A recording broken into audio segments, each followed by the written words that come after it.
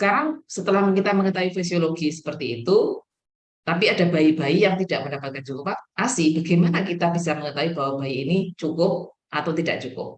Kalau yang tidak cukup itu tandanya apa? Ya, mungkin ada yang ingin memberikan pendapat. Bagaimana kita tahu bahwa bayi ini tidak mendapatkan cukup ASI? Silakan. Izin, ada dua ya. Izin. Boleh Bu, siapa tadi Bu siapa duluan? Bu Riana dulu boleh deh. Iya. Mungkin dilihat dari berat badannya ya. Oke, berat badan betul. Berat Ada badannya lagi kalau mungkin Ibu? Ya gimana benar? Biasanya urinnya BAK-nya sedikit. Baik dari kencingnya. Iya, Udahlah, terima kasih. Ada lagi? Bayinya rewel, dok, sering nangis. Bayinya rewel, sering nangis. Baik. Tadi Bu siapa tadi? tanda-tanda dehidrasi. Kusnul. Tanda-tanda dehidrasi. Tanda-tanda dehidrasi. Oke. Ya. Kemudian buang air besarnya tertunda, Bu. Buang air besarnya tertunda. Baik. Oke, terima kasih Ibu. Betul, jadi ada yang objektif ya tentang bayi menangis, nanti mungkin bisa ya bisa enggak, tapi belum tentu. Tapi salah satu mungkin kalau bayi menangis terus mungkin tanda dia minta minum terus dan mungkin ada kemungkinan kurang ASI bisa juga. Tapi yang objektif adalah 3. Bukti klinis dehidrasi yang tidak membaik setelah penilaian dan tata laksana pemberian ASI yang adekuat ya.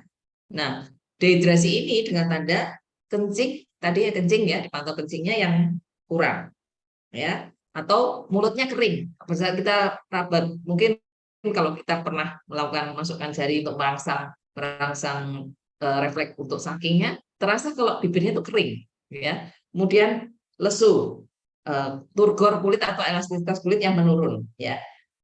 Kemudian apabila tidak membaik, kondisi dehidrasi ini tidak membaik, ini bisa berakibat serius. Jadi memang kalau memang ada tanda-tanda seperti itu, maka memang benar bahwa bayi itu tidak mendapatkan cukup ASI ya.